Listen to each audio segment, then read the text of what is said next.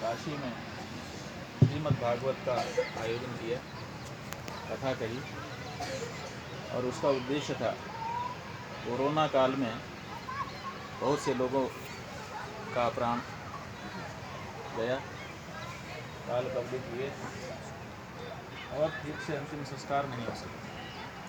जो लोग कोरोना से मरे थे उनका भी, और जो कोरोना से नहीं मरे लेकिन कोरोना काल में मर गए उनका भी संस्कार ठीक से नहीं हुआ। तो हम लोगों ने सोचा कि उनकी मुक्ति के लिए कोई उपाय करना चाहिए, क्योंकि ये नियम है कि जब किसी का संस्कार नहीं होता है तो राजा को चाहिए कि वो उनका संस्कार करे, क्योंकि राजा सबका अभिभावक होता है। आज की तिथि में अपने यहाँ राजा नहीं, केवल धर्म की गद्दी अभी सुरक्षित है, परंपरा चल रही है, उसमें अभी राजनीतिक हस्तक्षेप तो हुए हैं लेकिन सांस्कृतिक धार्मिक हस्तक्षेप बहुत हद तक नहीं हो पाए। तो राजा के न रहने पर आचार्य का यह परम कर्तव्य हो जाता है कि राजा के जो दायित्व छूट रहे हैं उनका निर्वहन वो करवाए, विशेष करके धार्मिक दायित्व।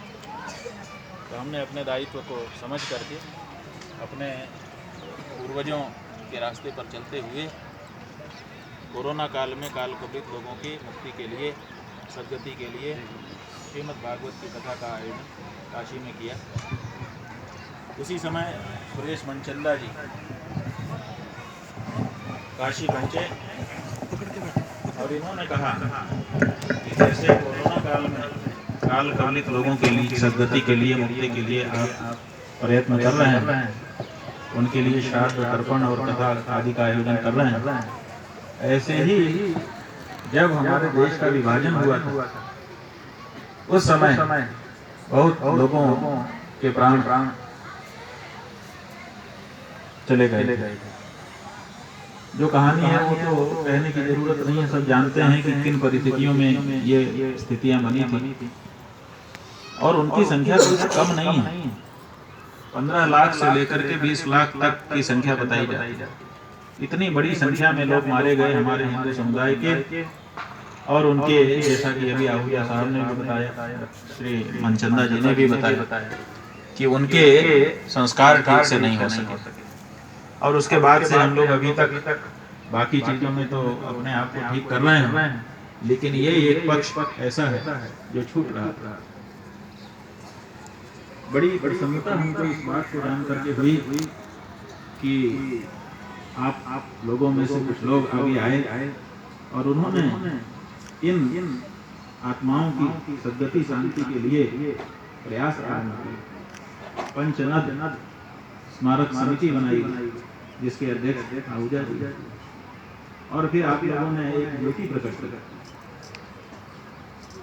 इन आत्माओं के लिए ये ज्योति प्रकट रहेगी। हमारे शास्त्रों में वर्णन भी है कि गाय के घी की ज्योति अगर प्रकट कर दी जाए तो उससे हमारे पितरों को आत्म शांति मिलती है। तो ऐसी स्थिति में ये शास्त्रीय भी बात थी और भावना से जुड़ी बात भी थी।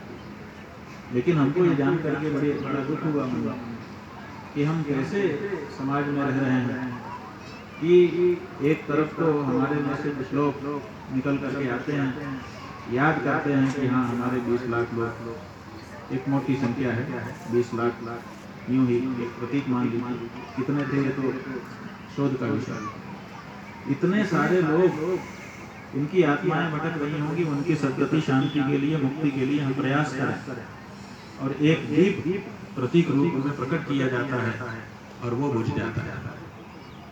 तो ये क्या संस्था है, इस संस्था में कौन लोग जुड़े हुए हैं, उनकी क्या कार्य पद्धति है, क्या आपस में उनका व्यवहार है, मनमुटाव है, ये सब हम कुछ भी नहीं जानते और ना जानना चाहते। हमारा तो केवल इसी पर ध्यान गया कि इतना पवित्र उद्देश्य लेकर के एक ज्योति इस देश में प्रकट की गई, उसको बुझना नहीं चाहिए। तो हमने कहा ये ज्योति आपने बहुत सुंदर जलाई है, इससे बढ़कर के दूसरा कोई कार्य नहीं हो सकता। इसलिए इस ज्योति को हम बुझने नहीं देना चाहते हैं बुझ गई कोई बात नहीं, कभी भूल से बुझ जाती है, तो जैसे ही ध्यान आए वैसे जाके तुरंत प्रकट कर देना चाहिए। तो वो जो ज्योति आपने जलाई थी, हम कोई नई ज्योति नहीं जला रहे, आपने जो ज्योति जलाई उस भावना की प्रशंसा करते हुए, उसका अभिनंदन करते हुए उसी ज्योति को पुनः प्रकट कर रहे हैं। और ये जिम्मेदारी ले रहे हैं अपने पीठ की ओर से कि ये ज्योति बुझने नहीं दी जाएगी, और ये ज्योति प्रकट करके केवल यूं ही रख भी नहीं देंगे, इसकी विधिवत स्थापना रहेगी। और प्रतिदिन विद्वान पंडितों की चर्चा हम करेंगे और यहाँ पर उनकी नियुक्ति करेंगे। 3 दिन का समय बीच में हम ले लेंगे।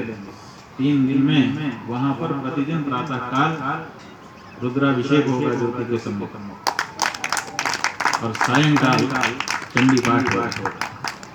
इसलिए प्रतिदिन रुद्र चंडी का प्रयोग, शिव शक्ति का प्रयोग वहाँ पर प्रतिदिन होगा। और ज्योति की रक्षा के लिए 3 पंडित रखे जाएंगे जो 8-8 घंटे ज्योति के सामने बैठ करके जप करते हुए उनकी रक्षा करेंगे। और उनके लिए जो मानदेय होगा उचित, वो मानदेय की व्यवस्था भी हम अपने मठ की ओर से करेंगे, क्योंकि हमारा ये मानना है कि ये जो भावना आप लोगों के द्वारा विभाजन की विभीषिका में जिन लोगों के प्राण गए उनके लिए प्रकट की गई, इससे ऊंची दूसरी कोई भावना नहीं हो सकती। और इस भावना को कम से कम भूलना नहीं चाहिए। तो ये भावना ऊंची है, और इस ऊंची भावना की कदर करते हुए, इस भावना का अभिनंदन करते हुए हम आपके किए गए कार्य को बल देना चाहते हैं, और उसी रूप में आपके द्वारा प्रकट की गई जो ज्योति है उसी को पुनः प्रकट कर रहे हैं। और कहाँ स्मारक बने, कितनी जमीन हो, कौन जमीन दे कौन ना दे, कहाँ पैसा इकट्ठा हो, इससे हमारा कोई लेना देना नहीं। हम तो वो ज्योत, क्योंकि हम ज्योतिर्मठ के हैं, जहाँ जहाँ भी कोई ज्योति जली है वो ज्योतिर्मठ में रहते बुझनी नहीं चाहिए। ज्योति शब्द हमारे साथ लगा हुआ, तो ऐसी स्थिति में ज्योति की रक्षा हमारा काम है। बाकी व्यवहार आप लोग कर रहे हो, आप लोग समझते हो, करो।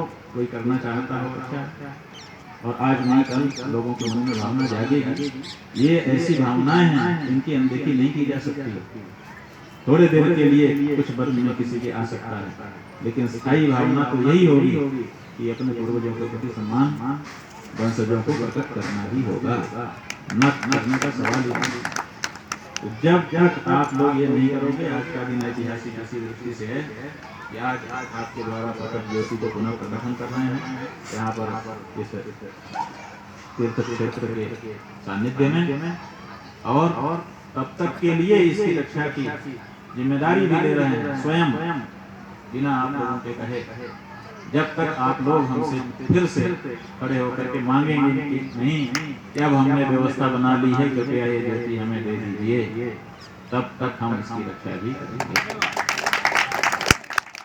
ये मनचंदा जी हमारे पास आए हमारी यात्रा में, इन्होंने कहा कि अभी तो हम ज्योति प्रकट नहीं कर पाएंगे। मैंने कहा क्यों?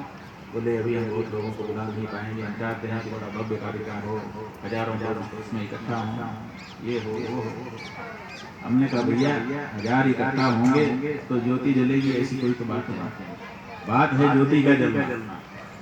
तो ज्योति को जलाने के लिए जो आगे खड़ा होगा, हम तो 1 लाख के बराबर उसको एक को समझेंगे। हमारे गुरु गोविंद सिंह जी जो इसी आप ही के पंचमत क्षेत्र के थे, पंजाब के थे, हिंदू गौरव, हम तो उनको मानते हैं। उन्होंने यही कहा था ना कि 1.25 लाख से 1 लड़ाई। तो हमने गुरु गोविंद सिंह जी की उक्ति मनचंदा जी के सामने दोहराई कि 1.25 लाख को 1 से लड़ाने की अगर कुव्वत गोविंद सिंह जी रख रहे थे तो हम भी तो गुरु हैं, हम भी उसी हिंदू समाज को गुरु हैं। इसके मन में भावना हो, जज्बा, वही तो है। बाकी तो बहुत लोग होते हैं, संख्या से क्या होता है। सिंहन के नहीं लेहड़े, साधुन की नहीं जमा, है ना। नाभिषेको न संस्कारः सिंहस्य क्रियते वने, स्वयं अर्जित सत्वस्य स्वयमेव मृता। जंगल का राजा कहलाता है शेर। कौन उसका अभिषेक करता है? कौन उसको हाथ पकड़ के सिंहासन में बैठाता है कि नहीं नहीं आप राजा बन जाइए? कोई बताता है क्या? अरे वो जब दहाड़ मारता है तो अपने आप सब लोग आके जी राजा साहब, जी राजा साहब। तो इसलिए अपने कर्म में विश्वास रखना चाहिए और उसको ठीक ठीक से करना चाहिए।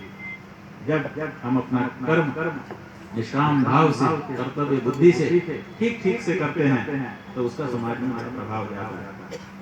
तो इसी दृष्टि से हमने समझा कि कितने लोग आते हैं इसका कोई मायने नहीं है।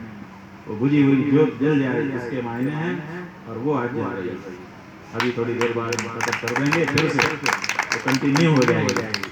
बीच में थोड़ी देर के लिए बुझ गई कोई बात नहीं, कभी असावधानी से सब हो जाता है। लेकिन अगर हम गिर गए तो गिर गए, लेकिन गिरने वाला अगर उठ के फिर से खड़ा हो जाए तो बात खत्म। अब गिर गए, अब हम तो गिर गए, अब हम कैसे उठे? तब तो भाई गिर गए। तो इसलिए सावधानी से, लापरवाही से, प्रमाद से अब हमने उस प्रमाद को दूर कर दिया। फिर से हमारी ज्योत प्रकट है। अब उस ज्योत से जिसका मन जुड़ेगा वो जुड़ेगा और उसको आशीर्वाद ज्योत का मिलेगा, उन पूर्वजों का मिलेगा। अरे हमारे एक माता पिता होते हैं, उनका अंतिम संस्कार और श्राद्ध तर्पण करते हैं, वो हमको इतना आशीर्वाद देते हैं कि हम फूलते फलते हैं। हम 20 लाख का करेंगे और उनके आशीर्वाद हमको मिलेंगे, हमको कोई कमी रहेगी? जिनका हम संस्कार करेंगे, जिनके बारे में हम तर्पण श्राद्ध कुछ भी उनके लिए करेंगे, उनका आशीर्वाद किसको मिलेगा? वो तो हम ही को मिलेगा। और जब थोड़ा थोड़ा भी उन्होंने दिया तो बहुत हो गया। तो इसलिए कोई समस्या नहीं है।